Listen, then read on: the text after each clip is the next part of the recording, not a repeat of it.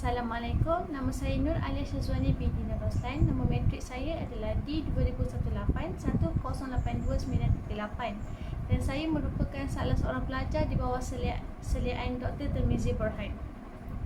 Tajuk kajian saya adalah pembinaan kit pengajaran Trouble Free Respiration Box bagi subtopik jenis sistem respirasi manusia biologi tingkatan 4. Latar belakang bagi kajian saya adalah transformasi dan inovasi yang berlaku dalam sistem pendidikan di Malaysia merupakan satu cabaran buat para guru. Menurut Febrianto dan Khamisah pada tahun 2012, tugas seorang guru adalah merancang dan menyediakan pelbagai aktiviti dan bahan dengan mengambil kira jenis dan kaedah pengajaran yang sesuai dengan pelajar. Hal ini demikian adalah untuk memastikan sistem pendidikan Malaysia sentiasa relevan dan diterima pakai seantero dunia. Seterusnya, bahan bantu mengajar BBM mampu meningkatkan prestasi dan minat pelajar. Menurut Faizah Jaafar pada tahun 2017, beliau menyatakan bahawa penggunaan BBM yang betul, praktikal dan berinovasi dapat meningkatkan prestasi pelajar. Oleh itu, guru mestilah sentiasa cerna dan kreatif dalam memvariasikan cara penyampaian pembelajaran. Penyataan masalah dalam kajian ini dalam laporan fakta ringkas yang dikeluarkan oleh Kementerian Pendidikan Malaysia KPM pada tahun 2018 menunjukkan pendaftaran pelajar yang mengambil aliran sains menurun lebih kurang sebanyak 10,000 pelajar berbanding pada tahun sebelumnya. Hal ini demikian kerana menurut Azora pada tahun 2007, kebanyakan pelajar merasakan bahawa mata pelajaran sains merupakan suatu subjek yang sukar untuk difahami. Terdapat beberapa punca yang menyebabkan pelajar tidak meminati untuk mencuburi aliran sains dan memperolehi pencapaian yang kurang memberangsangkan. Antaranya seperti yang dinyatakan oleh Ummu Salamah pada tahun 2018, pelajar sering ditekankan dengan konsep bacaan dan hafalan tanpa menitik beratkan konsep kefahaman terlebih dahulu. Nurliza pada tahun 2017 pula menyatakan bahawa berdasarkan persepsi guru terhadap topik yang terkandung dalam biologi, topik respirasi merupakan topik yang dianggap susah oleh pelajar.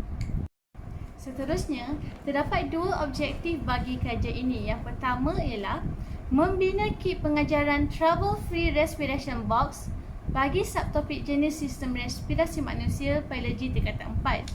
Yang kedua, menentukan kebolehgunaan kit pengajaran Trouble Free Respiration Box bagi subtopik jenis sistem respirasi manusia biologi tingkatan 4 dalam kalangan guru pelatih di Universiti Pendidikan Sultan Idris.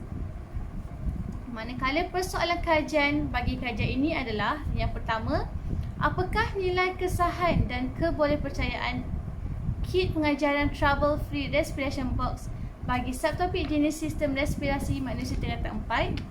Yang kedua, apakah tahap kebolehgunaan kit pengajaran Trouble Free Respiration Box bagi subtopik jenis sistem respirasi manusia biologi tingkatan 4 dalam kalangan guru pelatih di Universiti Pendidikan Sultan Idris?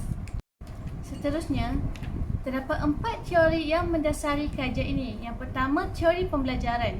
Menurut Hanani pada tahun 2016, teori pembelajaran merupakan pendekatan yang digunakan oleh golongan guru dalam proses memindahkan ilmu kepada pelajar.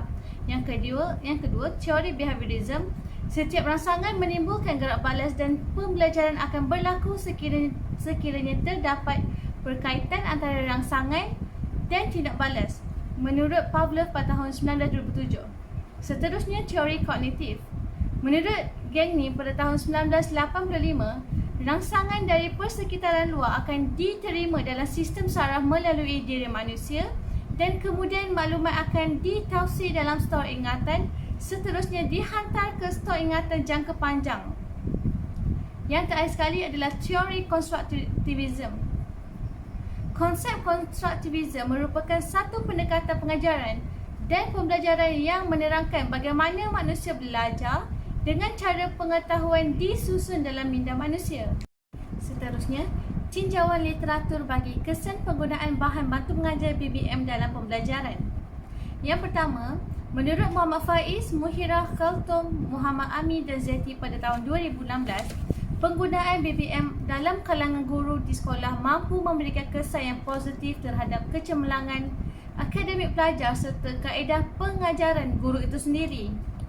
Yang kedua, yang dinyatakan oleh Nur Fazrizah dan Muhammad Zazril pada tahun 2016, iaitu penggunaan BBM amat penting dalam proses pengajaran dan pembelajaran kerana kaedah ini dapat membantu dalam menyalurkan maklumat yang berkaitan dengan mata pelajaran yang diajar dengan lebih jelas dan berkesan.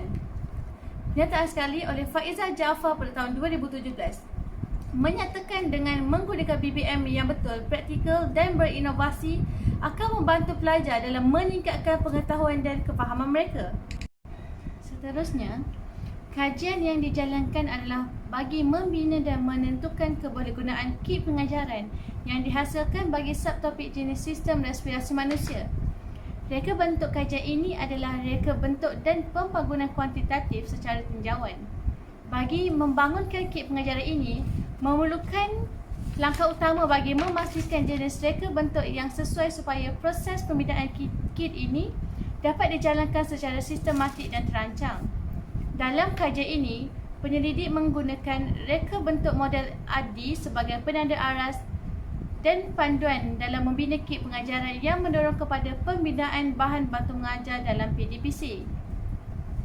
Menurut Nadia Amira pada tahun 2018, model ini telah dikembangkan oleh Rice dan Molenda yang kemudiannya diolah semula oleh Peterson pada tahun 2003. Fungsi model ADI adalah untuk menghasilkan rancangan pengajaran dan bahan pembelajaran bagi penyampaian lebih efektif dan efisien.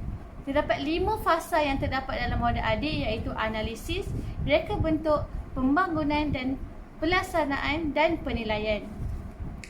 Seterusnya, populasi dan sampel kajian. Dalam kajian ini, penyelidik menggunakan teknik purposive sampling, iaitu kaedah persampelan bertujuan. Antara kriteria pemilihan yang telah digariskan oleh penyelidik dalam kajian ini adalah sampel hendaklah mempunyai latar belakang dalam bidang pendidikan biologi dan mempunyai pengalaman mengajar mata pelajaran biologi dalam bilik darjah di sekolah menengah. Guru pelatih dipilih sebagai responden dalam kajian ini bagi menentukan kebolehgunaan kit pengajaran Trouble-Free Respiration Box sebagai BBM. Sampel kajian yang digunakan adalah sejumlah 30 orang guru pelatih ijazah sarjana muda pendidikan biologi di Universiti Pendidikan Sultan Idris bagi semester 7 kerana mereka mempunyai pengalaman latihan mengajar di sekolah. Pemilihan sampel seramai 30 orang adalah berdasarkan Roscoe pada tahun 1975 yang mencadangkan dalam menentukan ukuran sampel size, sampel lebih besar daripada 30 dan kurang daripada 500 adalah bersesuaian untuk kebanyakan penyelidikan. Seterusnya, dalam kajian ini, penyelidik memilih untuk menggunakan kaedah soal selidik yang dibentuk secara khusus untuk mengumpul data bagi tujuan analisis dan kemudian akan diedarkan kepada kumpulan sasaran, iaitu guru pelatih ISMP Biologi melalui platform Google Form. Borang soal selidik ini terbahagi kepada 2 bahagian utama, iaitu bahagian A dan bahagian B. Bahagian A merupakan demografi bagi guru pelatih di mana ia merangkumi maklumat tentang butiran responden. Manakala bahagian B merupakan kebolehgunaan kit pengajaran di mana ia mengandungi 15 item bagi mendapatkan maklumat mengenai kebolehgunaan kit pengajaran beserta ruangan yang membolehkan responden untuk mengemukakan cadangan penambahbaikan. Prosedur kajian yang digunakan adalah berdasarkan model ADI. Untuk fasa analisis, penyelidik menganalisis topik-topik yang sukar difahami oleh pelajar dalam subjek biologi melalui rujukan kajian lepas dan analisa kupasan mutu jawapan yang dikeluarkan oleh Lembaga Peperiksaan KPM. Pada fasa reka bentuk, penyelidik merancang dan membuat reka bentuk kit media yang ingin dibina. Seterusnya, bagi fasa pembangunan, ialah proses bagi membina kit pengajaran berdasarkan DSKP bagi KSSM subjek biologi 2018. Dalam fasa pelaksanaan pula, kesahan akan dilakukan oleh 2 orang pakar subjek biologi, iaitu pensyarah FSM dari UPSI dan seorang guru pakar biologi di sekolah SMK Seri Mahkota yang mempunyai pengalaman mengajar lebih dari 10 tahun.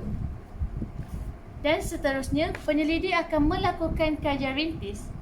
Akhir sekali, fasa penilaian. Dalam fasa ini, nilai kekerapan dan peratusan akan dianalisis dengan menggunakan perincian SPSS bagi menentukan kebolehgunaan kit pengajaran yang dibina. Analisis data bagi persoalan kajian apakah nilai kesahan dan kebolehpercayaan kit pengajaran Trouble-Free Respiration Box bagi subtopik jenis sistem respirasi manusia tingkatan 4. Instrumen yang terlibat adalah borang kesahan pakar dan soal selidik atas talian. Untuk kaedah analisis borang kesahan pakar, Cohen Kappa Index digunakan, dan manakala untuk soal selidik atas talian, perkali Cronbach alpha digunakan. Jangkaan dapatan bagi kesahan muka adalah nilai minima adalah 0.61 menurut Mary L pada tahun 2012. Bagi kesahan kandungan, jangkaan dapatannya adalah nilai CVI 0.8 dan ke atas menurut Lily, Maimun, Ashinida dan Mus'ab pada tahun 2018. Persoalan kajian yang kedua, apakah tahap kebolehgunaan kit pengajaran Trouble-Free Respiration Box bagi subtopik jenis sistem respirasi manusia biologi tingkatan 4 dalam kalangan guru pelatih di Universiti Pendidikan Sultan Inggeris. Instrumen yang terlibat adalah soal selidik atas talian, manakala kaedah analisa data bagi instrumen tersebut ialah menggunakan nilai skor min SPSS. Manakala jangkaan dapatannya adalah nilai minimum 3.51 sehingga 4.00, di mana ia akan mempunyai kebolehgunaan yang tinggi menurut Ridwan pada tahun 2012.